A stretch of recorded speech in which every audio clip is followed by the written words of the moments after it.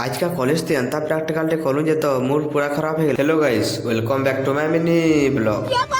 तो जनता कॉलेज ने कैसे फटाफट लिफ्ट थी पले आसी 10th फ्लोर। ई पिला के देखो तो कॉलेज के पनिया धरि करी पले छी।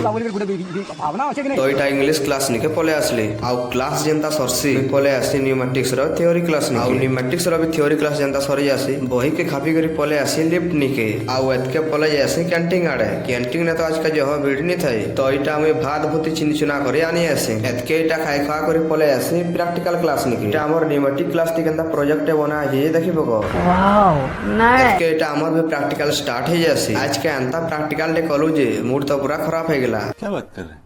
बाकी प्रैक्टिकल थे उर माने एतकी टे याडे साडे हेइथि जेते तुमे भाव तो एई काना करछे बोली के प्रैक्टिकल टा करी करा सारसिया सब उर मान को खुली खुला कर जाउथि बेले हमर कॉलेज रो पुष्पा है करथुस। एतके एटा फटाफट लिफ्ट थी पले जासी तलके। आ पले आसी बस निके। आ इटा बैग के रखी करी बसे जासी। तो किछि टाइम परे बस भी छाडी देसी। इटा देखो बाटे गला वाला कंदा बादलिया पाक करूछे जी वर्षा वर्षी हवा भीत लागुछे। तो इटा फाइनली हॉस्टल निके पहुंची जासी। आ इटा जनता रूम निके आसी लाइन तो कटि जासी।